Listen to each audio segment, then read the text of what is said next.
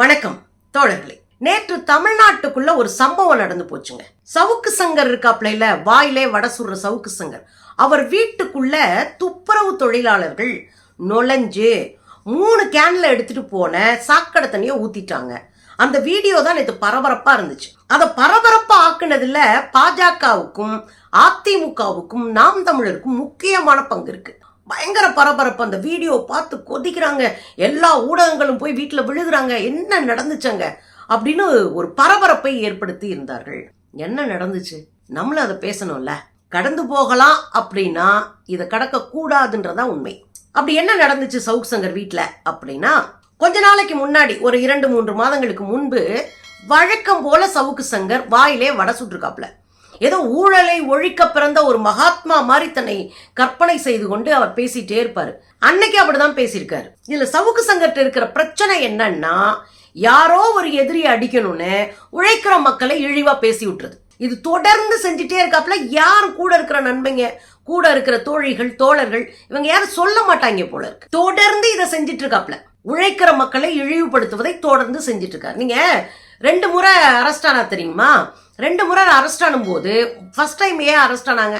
சுயமோட்டாவா நீதிமன்றமே வழக்க தொடுத்துச்சு. அதுலயும் RSS உடைய நீதிபதி இருக்கார் இல்லையா, அவரு சாமிநாதன், அவரே இந்த வழக்க போட்டாரு. அந்த வழக்குல என்ன பிரச்சனை அப்படின்னா, இந்த நீதிபதிகள் இருக்காங்கல்ல, அவங்கெல்லாம் இந்த OA ஆபீஸ் அசிஸ்டண்டா பெண்களை செலக்ட் பண்ணிக்கிறாங்க அவங்க வீட்டுல வேலை பார்க்க. எப்போ கொரோனா காலகட்டத்துல அவங்களுக்கு உதவியா வீட்டுல வேலை பார்க்கறதுக்கு அழகான இளம் விதவை பெண்களை வேலைக்கு சேர்த்து கொண்டார்கள். அவர்களை பாலியெல்லாம் சுரண்டுனாங்க. இது எவ்வளவு பெரிய அயோக்கியத்தனம். ஒரு பொண்ணுக்கு வேலை கிடைக்கிறது பெரிய விஷயம். அதுவும் கொரோனா காலத்துல சோத்துக்கே வழி இல்லாம நம்ம எல்லாம் தெரிஞ்சிட்டு இருந்தோம். அந்த காலகட்டத்தை பற்றி பேசுகிற போது ஒரு ஆபீஸ்ல ஓஏவா இருக்கக்கூடிய ஒரு கடைநிலை ஊழியரா இருக்கக்கூடிய விதவை, அதுவும் ஏழை எளிய பெண்களினுடைய உழைப்பை கொச்சைப்படுத்துகிற ஆபாசமா பேசுகிற ஒரு வேலையை பார்த்தார். அதை நம்மளும் கண்டிச்சோம். நீதிமன்றம் அதுக்கு தண்டனை கொடுத்துச்சு. இன்னொரு பக்கம் நீங்க பாத்தீங்கன்னா, காவல்துறையிலே கடைநிலையில இருக்கிறது யாரு? போலீஸ். அந்த போலீஸ்காரங்களை கையில் எடுத்துக்கிட்டு அதுலயும் அங்க இருக்கிற பெண்களை கொச்சப்படுத்தி, ஏன்னா காவல்துறையில இருக்கிற பெண்கள் எல்லோரும், கடைநிலையில போலீஸா இருக்கிற பெண்கள் எல்லோரும் பெரிய பெரிய பணக்கார வீட்டுல இருந்து பொதுக்கடின்னு குதிச்சவங்க இல்ல. உழைக்கிற வீடுகளில் இருந்து ஏதாவது ஒரு அரசு வேலைக்குள்ள போக மாட்டோமா அப்படின்ற நினைப்போடு கஷ்டப்பட்டு தன் சொந்த கால ஊண்டி மேல வந்த பிள்ளைங்க. அவங்க அந்த கிராமத்துல இருக்கிற 10 பேருக்கு இன்ஸ்பிரேஷனா இருப்பாங்க, வழிகாட்டியா இருப்பாங்க. அவங்கள மாதிரி வரணும்னு குழந்தைங்க நினைக்கும். அந்த மாதிரி இருக்கிற உழைக்கிற பெண்களை அவமானப்படுத்தி இந்த பொம்பளைங்க எல்லாம் நெஞ்சில பச்சை குத்தி வச்சுக்கிறாங்க. உயர் அதிகாரி கிட்ட அட்ஜஸ்ட் பண்ணிக்கிறாங்க என்பதை போல இழிவா பேசுறாரு. ஏற்கனவே காக்கி சட்டை 24/7 வேலை பார்க்க வேண்டி இருக்கு. ஏற்கனவே இந்த காவல்துறையில உழைக்கிற பெண்களை இந்த கலாச்சார காவலர்கள்னு ஒரு பீசுங்க அலையுங்க. ஊர்ல உட்காந்து புரணி பேசுறதா அந்த கும்பலுக்கு வேலை. அந்த கும்பல் ஏற்கனவே கிளப்பி விட்ட பல கட்டுக்கதைகள் உண்டு காவல்துறை மேல.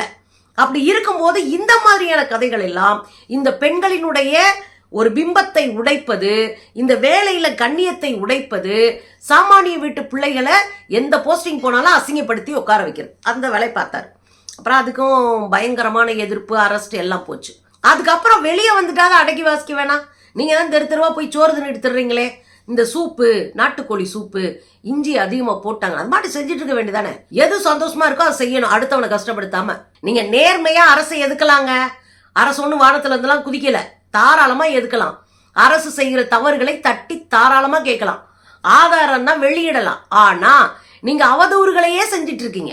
அதுதான் இங்க பிரச்சனையா இருக்கு. இப்ப என்ன பண்ணிருக்கிறீங்க, நான் ஒரு கேஸை கண்டுபிடிச்சிட்டேன்ற மாதிரி பேசிட்டு இருக்கீங்க. அது என்னன்னா, இந்த மலக்குழிக்குள் விழுந்து இறந்து போனாங்கல்ல அவங்களுடைய பிள்ளைகளுக்கு, ரொம்ப பொருளாதாரத்துல வீக்கா இருக்கிற பிள்ளைங்களுக்கு, விளிமுறையில இருக்கிற பிள்ளைங்களுக்கு அரசு ஸ்பெஷலா ஒரு வேலையை பாக்குறாங்க. என்ன அப்படின்னா, ஒரு 65 லட்சம் மதிப்புடைய ஒரு லாரி தண்ணி எடுத்துட்டு போவோம் அல்லது சாக்கடை எடுத்துட்டு போவோம், ஏதோ ஒரு அந்த ஒரு லாரி 65 லட்சம் ரூபாய்க்கு வாங்கி கொடுத்துட்டாங்கன்னா வட்டி இல்லாம வெறும் கடனை மட்டும் நீ கட்டிக்கலாம். அதுலயும் அவங்க மானியம் கொடுக்குறாங்க. இந்த ஒரு நல்ல வாய்ப்பை பயன்படுத்தி மலைக்குழிக்குள்ள விழுந்து செத்து போய் உசுர கொடுத்த வீட்டு பிள்ளைங்களுக்கு, வாரிசுகளுக்கு கிடைக்குது.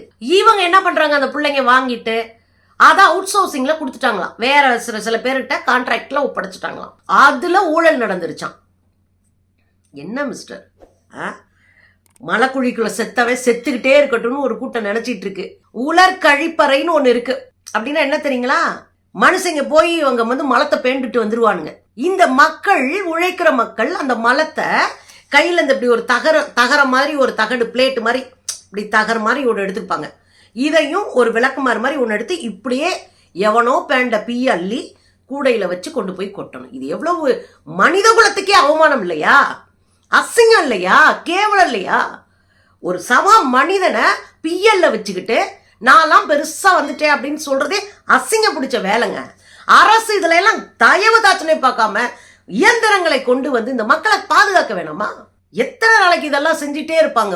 ஒரு கூட்டத்தை மட்டும் நேர்ந்து விட்ட மாதிரி. இதுல மலைக்குழிக்குள்ள விழுந்து சாகுறான் பாருங்க. வெறும் 22 வயசு, 25 வயசு, 30 வயசு, 40. அந்த குடும்பமே நாசமா போயிட்டு அடுத்தவள நிற்கும், சோத்துக்கு வழி இல்லாம. இந்த தூக்கணுன்றதுக்காக ஒரு வாய்ப்பு கொடுக்குறாங்க. அதுல சவுக்கு கண்டுபிடிச்ச ஊழல் என்னன்னா, ஒரு நிறுவனம் வந்து இவங்க லாரியெல்லாம் வாங்கி வச்சுக்கிட்டு மாசம் ஒரு 50,000 கொடுத்துறேன், நீ என்ன பண்ணு அந்த 50,000 வாங்கிட்டு ஜாலியா குடிச்சிட்டு கடை அப்படின்னு சொல்லுதான் பாருங்க. நீ மாசம் உனக்கு நீ எந்த வேலையும் செய்யாம உனக்கு மாசம் ஒரு 50,000 ரூபாய் தரேன், குஷ்டு ஜாலியா வீட்டுல. அப்படின்னா அந்த துப்புரவு தொழிலாளிகளுக்கு என்ன கசக்குமா? கசகாது. ஏன்னா வந்து கேட்டா என் வண்டி தான் சொல்லு, என் வண்டின்னு சொல்லு. அப்புறம் இந்த ஸ்கீம் போடும்போது வீடியோ எடுப்போம். அப்போ வந்து முதல்வர் ஸ்டாலின் ஐயா எங்களுக்கு தந்தை மாதிரி இருந்து இதெல்லாம் செய்யறாரு அப்படின்னு குத்தகாசு மேல நடிக்கணும். இவ்வளவுதான். நீ இதை செஞ்சனா 7 வருஷத்துக்கு மாசம் 50,000 ரூபான்னு சொன்னா கசக்குமா அந்த ஏழை தொழிலாளிகளுக்கு? பாத்தீங்களா? அப்ப உழைக்கிற மக்கள் எல்லாம் குடிச்சுக்கிட்டு தெருவில் திரிவாங்க. உழைக்கிற மக்கள் எல்லாம் தான் தோன்றியா இருப்பான். உழைக்கிற மக்கள்லாம் யார்ட்டையோ கொடுத்துட்டு ஏமாந்தவங்களையா இருப்பான். உழைக்கிற மக்கள்லாம் நாசமா போறவனா தான் இருப்பான். உழைக்கிற மக்கள் அறமற்றவர்களா இருப்பாங்க. கிடைக்கிற வாய்ப்பை பயன்படுத்தி யாருக்கோ கொடுத்து அதுல காசு வருதான்னு பார்ப்பானுங்க. இந்த மாதிரியான பிம்பம் தானே இந்த வீடியோல நம்ம புரிஞ்சுக்க முடியுது. சாக்கடை அல்றது இன்னொன்னு கூட நடக்குங்க. நிறைய பேர் புரிஞ்சுக்கணும். அது நம்ம கூட்டணி கட்சிக்குள்ள இருக்கிறவங்களா இருந்தாலும் சரிதான், வெளியே இருக்கிற கட்சிக்காரங்களா இருந்தாலும் சரிதான், இந்த அடப்பெடுக்கிறதுன்னு ஒரு வார்த்தை பயன்படுத்துவாங்க. தலித்துகளை பேசுறதா இருந்தா இவன் போய் அறிவாலயத்துல அடப்பெடுக்கிறவன் தானே. என் வீட்டு கக்கூஸ் கழுவுறன் தானே, நீ கக்கூஸ் கழுவ கூட லாயக்கல. இந்த வார்த்தைகள் இருக்குல்ல, இது எவ்வளவு பெரிய அயோக்கியத்தனமான வார்த்தைகள். பின்னாடி உழைக்கிறவனை, அதுலயும் காலங்காலமா ஒரு குறிப்பிட்ட சில சாதிகளை மட்டுமே அந்த சாக்கடைக்குள்ள தள்ளி வச்சிருக்கோமே குற்ற உணர்வு இல்லாம பேசுற வார்த்தைகள் தான் இது. இந்த சேலையை கட்டிக்கிட்டு வளையலை போட்டுக்கோ, சேலையை கட்டிக்கோ அப்படின்னு ஆம்பளை அரசியல்வாதிகளை சொன்னோடனே அசிங்கப்படுத்திக்கணும்னு நினைக்கிற மாதிரி, அது பொம்பளைங்களை அசிங்கப்படுத்துற மாதிரி, இவங்களை இழிவுபடுத்துறதா நீ சொல்றது ஒன்னை இழிவுபடுத்திக்கிற மாதிரி. இத முதல்ல சொல்ற மனுஷங்க புரிஞ்சுக்கணும். புரியாது இந்த கும்பலுக்கு, இருந்தாலும் சொல்லுவோமே. ஆக இப்படி உருட்டி விட்டதுனாலதான் கடுப்பா இருக்கிறாங்க அப்படின்னு பேசப்படுது. இத நான் சொல்லல, அவரே சொல்றாரு, கேளுங்க. வந்தது யாருன்னு பார்த்தா அந்த துப்புரவு தொழிலாளிகளை இழிவாக பேசிவிட்டேன் என்று அதன் காரணமாக வந்தார்கள் என்று நான் யூகிச்சுக்கிறேன். ஏனென்றால் வேறு எந்த காரணமும் இல்லை. வந்தவங்களும் வந்து அம்மா கிட்ட பேசும்போது எங்களை எல்லாம் வந்து இழிவாக பேசியிருக்கிறான் உங்கள் பையன் அப்படின்ற மாதிரி சொல்லியிருக்காங்க. அதனால துப்புரவு தொழிலாளர்கள் வந்திருப்பார்கள் என்று நான் ஊகிக்கிறேன். பாத்தீங்களா அவர் என்ன சொல்றாரு? கொஞ்ச நாளைக்கு முன்னாடி நான் பேசிட்டானா, அதனால அவங்க தான் வந்திருப்பாங்கன்னு நான் நினைக்கிறேன்னு. இப்போ இவர் காலையில போய் ஒரு என்கொயரிக்கு போகணும், கையெழுத்து போட்டு என்கொயரிக்கு போகணும். இப்ப நிபந்தனை ஜாமீன்ல தானே வெளியே இருக்கிறாங்க, அதனால கையெழுத்து போடணும் 10:30. அதுக்கப்புறம் வந்து விசாரணைக்கு போகணும். அதனால கார்ல போறாங்க.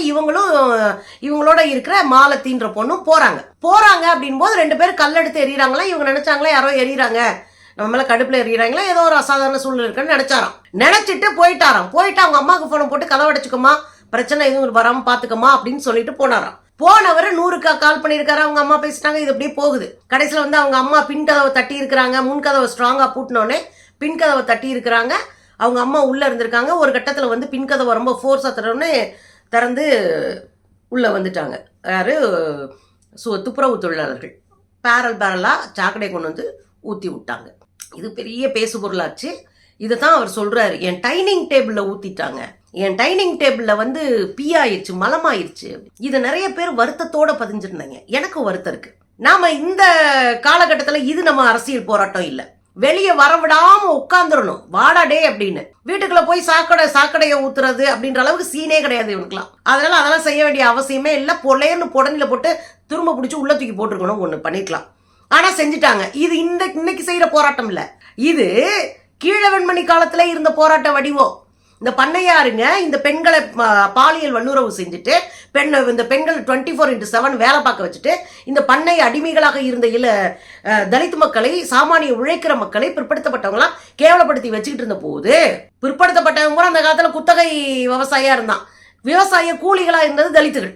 அதனால இவங்க மேல எப்பவுமே அழுத்துக்கிட்டே இருக்கும்போது ஒரு கட்டத்துல கடுப்பாயி போய் சங்கங்கள் வந்த பிறகு, விழிப்புணர்வு வந்த பிறகு, போராட்ட குணம் வந்த பிறகு, கம்யூனிசம் வளர்ந்த பிறகு, அங்க அந்த தோழர்கள் என்ன பண்ணிருக்கிறாங்கன்னா, மலத்தை ஒரு பெரிய மண்சட்டியில போட்டு தண்ணியை ஊத்தி களைச்சிட்டு அதுல தவளைகளை பிடிச்சி, தவளை குஞ்சு அப்புறம் பிடிச்சி உள்ள போட்டு கொண்டு போய் பண்ணையார் வீட்டுல போய் உடச்சிட்டு வந்துட்டாங்களாம். பல பண்ணையார்கள் வீட்டை பூட்டிட்டு வேற வீட்டுக்கே போயிட்டாங்களாம். அப்படி மலத்தை உடைச்ச உடனே அங்க இருக்கிற தவளைக வீடு பூரம் பரவிச்சான். இது ஒரு போராட்ட வடிவமுமே ஒரு காலத்துல இருந்திருக்கு கீழ்வெண்மணி பகுதியில.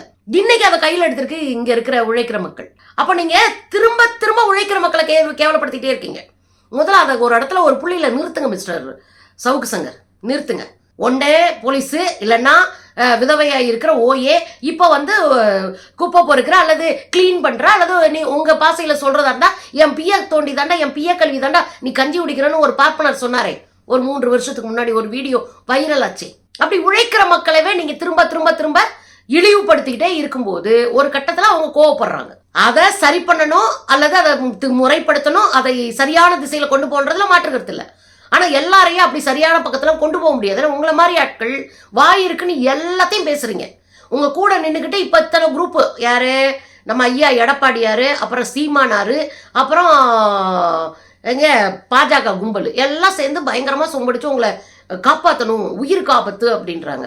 அவ்வளோலாம் சீன் இல்லைங்க. அப்படியே கொலை பண்ணிட்டுலாம் போறதா இருந்தா நசுக்கு நாப்பில் செஞ்சுட்டு போயிடுவாங்க. அது இல்லை, அவங்க கோவத்தை வெளிப்படுத்துறாங்க. நீங்க எங்களுக்கு அவங்க செய்யற நல்ல காரியத்தை கெடுக்கிற ஏடான்றாங்க. இதுல இவர் வட்டுற குற்றச்சாட்டு 50,000 ரூபாய் கிடைச்சிருது மாசத்துக்கு அப்படின்னு. நான் என்ன கேட்கிறேன் அப்படின்னா, ஒரு லாரியை வாங்கிட்டோம், அந்த லாரியை வச்சுக்கிட்டு இவங்களே பிசினஸ் பண்ண முடியாது. நேத்து நேரம் வரை மலைக்குழிக்குள்ள கிடக்க வச்ச, மலைக்குழிக்குள்ள மிதக்க வச்ச, மலைக்குழிக்குள்ள போட்டு சாகடிச்ச, இன்னைக்கு திடீர்னு ஒரு தொழிலதிபரா போய் நாங்க போய் எல்லா ஒப்பந்தத்தையும் பிடிச்சி நாங்க ஒரு 10 பேர் சேர்ந்து நாங்க இதுல ஜெயிக்கிறோம் அப்படின்னு 10 தொழிலாளர்கள் போக முடியாது. முதல்ல வழியை கண்டுபிடிச்சு போய் சேர்றதுக்கே வருஷக்கணக்காகி போயிடும். அப்படிதான் நம்ம சிஸ்டம் வச்சிருக்கோம், அப்படிதானே அரசு எந்திரம் இயங்குது. அப்படி இருக்கும்போது நம்ம பிள்ளைங்க போய் நின்று கேட்டு வாங்கி எல்லாம் பண்றதுக்கு முதல்ல உளவியலாவே ஸ்ட்ராங் ஆகணுங்க. ஏத்தே எனக்கு குடியா அப்படின்னு கேட்க அதுக்கான ஒரு காலகட்டம் தேவைப்படுது. ஆனா இப்போ ஒரு உதவி கிடைக்குது, இதுல ஒரு 50,000 கிடைக்குது. இப்ப என்ன பிரச்சனைன்னு கேட்கிறேன். என் வண்டி தாயா, நான் தான் வாங்குறேன், என் பேர்ல தான் வண்டி, என் பேர்ல தான் லோன் இருக்கு, நான் என்னால நேரடியா செய்ய முடியல, ஒரு சோர்சிங்கிட்ட கொடுக்குறேன். இதுல யாருக்கு என்ன ஊழல் நடந்துச்சு விலாவரியா சொல்லுங்க.